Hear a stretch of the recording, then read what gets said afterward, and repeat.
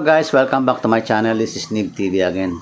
So ngayon meron naman akong itatry na i-repair siya sa TV monitor. Yan, nakikita nyo. Medyo kalas-kalas na siya. Para hindi masyadong maba ating video. Para direkto na tayo kagad sa sakit. O pinaka-issue niya. Pero bago tayo mag-umpisa, isa muna may maikling intro.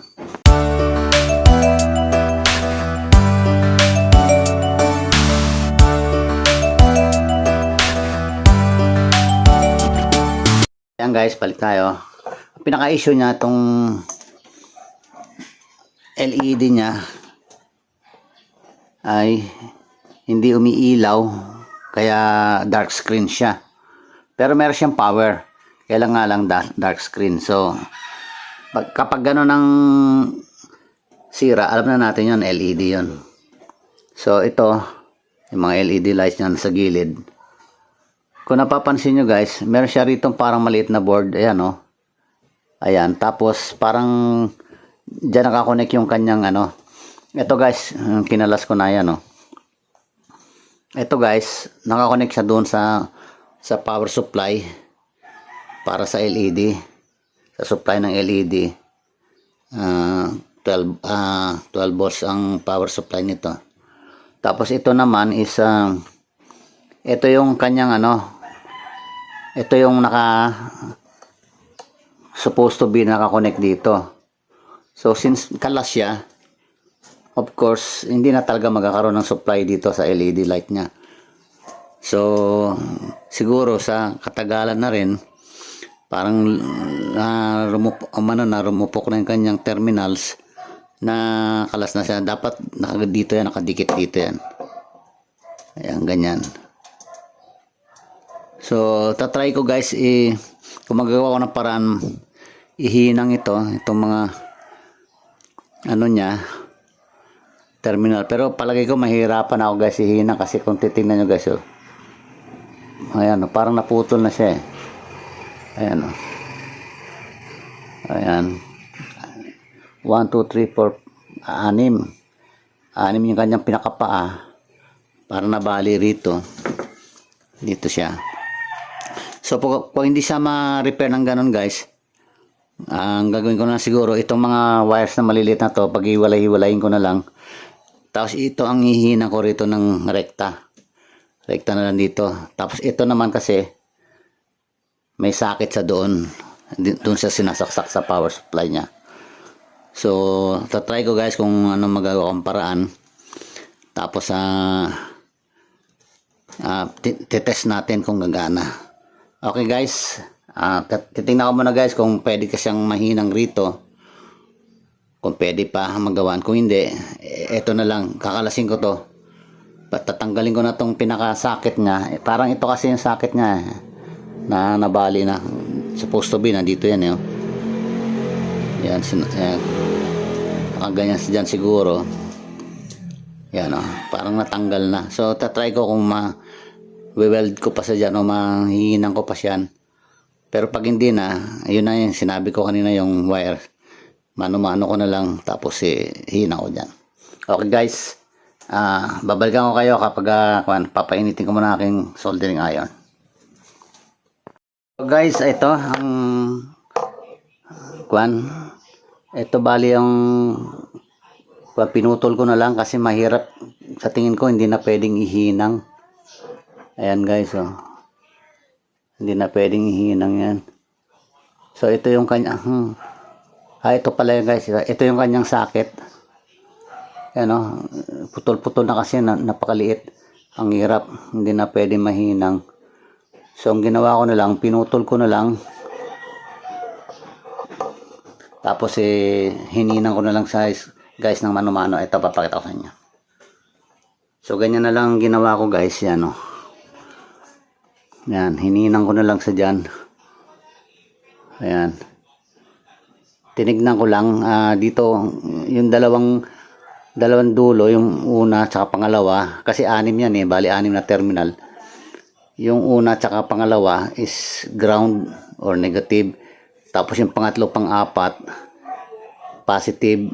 Tapos ang uli 5 saka 6 terminal is negative. So ito yan guys, kung titingnan, yan Ayan. Ayan. Ayan. Ito. Bali, yung pinakagitna is positive. Ayan o.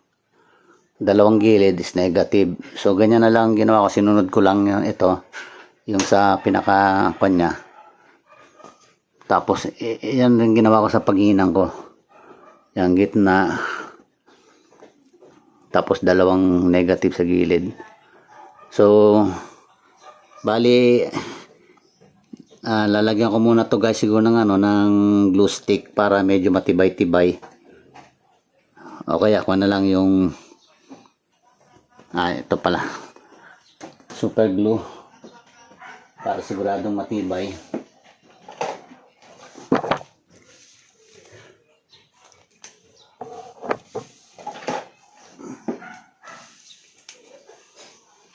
Ayan. Ito guys ang ilalagay ko na lang. Lalagyan ko siya rito. Para digdig. Medyo matigas ang pagkadikit niya. Ayan. Pagkatuyo nito guys, ite-testingin natin. Tingnan natin kung iilaw na yung kanyang backlight. Ayan. Patuloy lang muna natin ng konti. So ito, ipa-plug in natin doon sa may power supply niya. Tapos titingnan natin kung mapapailaw natin tong ito kasi siraan na talaga yung kanyang mahirap na hinangin. Ayan. Ayan. Kasi ito dapat ang connect doon. Kaso parang bali siya. Kaya, ayan. Kasi nung binuksan ko kanina to guys, nagtaka ako bakit itong wire na to, nakakalas na, ayan nakaganyan dito. Nakalundo rito. Ibig sabihin natanggal doon. So akala ko, sinasaksak lang dyan. Tingnan ako, hindi pala, pati pala kasama pala itong sakit niya yung nabali. So ito guys, i-testing nga natin. Okay, tingnan natin kung iilaw yung kanyang backlight. Plug in muna natin doon.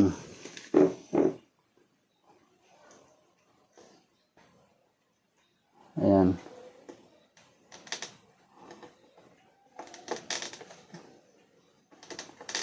Ayan, plug in. Tapos gagamitan natin guys ng ating yung safety lamp. Ito guys, yung pang test light ko guys. Para sakali mang may short, hindi tayo masisiraan ng piyesa. So sasaksak muna ito rito. Tapos ito yung pinaka plug. Ito yung plug na guys. Ito. Ayan. Sasaksak natin dito. Ayan. So switch on natin. Ayun guys, gumana na. Ayan may power. Tapos ayun, umilaw na guys. Nakasilaw. So kanyang backlight guys, dito lang sa side na to, wala rito. So okay na to guys. Assemble ko muna to ulit, ibabalik ko. Tapos testingin natin. So naging successful yung ginawa natin pagre-repair. Okay. Off ko muna. Ayan. Bunutin natin. Okay. So tabi muna natin to. Test light natin. So gagawin ko muna guys, ibabalik ko muna siya, assemble ko na. Hindi ko napapakita sa inyo para hindi masyado mahaba ang video. Okay, babalikan ko na lang kayo kapag nabuo ko na, o malapit na siyang mabuo. siguro yung last ko na lang pagtutornilyo. Okay, papakita ko na sa inyo yan. Okay na guys, yung kuha natin, inassemble ko na yung kanyang screen, tapos ito yung ano niya, ito yung inayos natin kanina. Ito yan, ito na, dito siya nilagyan ko ng kuha na lang tape para hindi masyado mahila. Bali ito yung siraan na tinanggal natin kanina, so DIY ko na lang guys. Tetesting na natin muna bago natin isarado. Yan, temporary lang muna. Saksak natin. Ito yung test light ko uli. Ayan. Saksak natin. Tapos power on. Okay. Ayan guys, nagano na siya. Ayan. Nag-green. Yun, umilaw na yung backlight niya guys. Oh. Ayan, nakita nyo, may ilaw na. Ayan. So, ayan. Nakita nyo guys, nakailaw na yung kanyang backlight. So, bali, ano lang natin, ano natin. Ayan. Ayan. Ayan.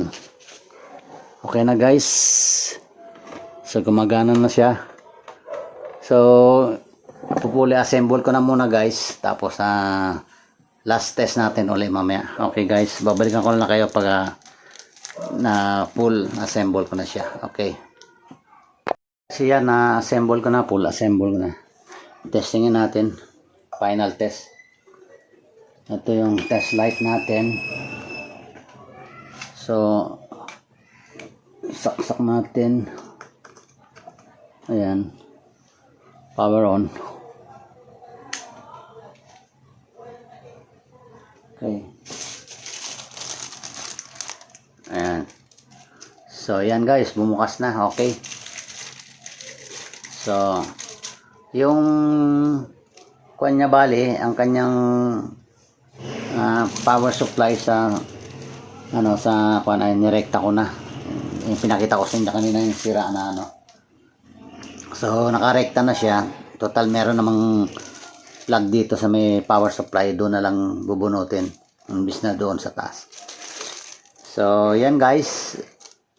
Gumagana na siya. Okay na. Ginsa nga pala yung kanyang tatak. Low budget TV lang naman yan. Monitor. Bali, pangalawang beses ko na to ginawa. Yung unang issue nito, nang ginawa ko to is nagpa-power on. Tapos, bigla siyang kukurap-kurap. Tapos, pupunta sa standby. So, na-fix natin yon. So ngayon naman ang naging issue niya yung backlight niya.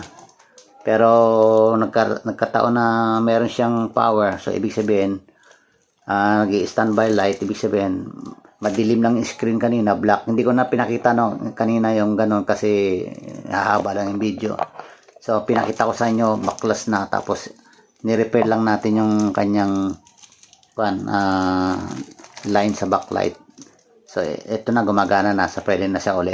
Okay guys, kung nagustuhan nyo itong aking ginawang pagre-repair, paki-like and share na lang guys. And don't forget to subscribe to my channel, Nib TV.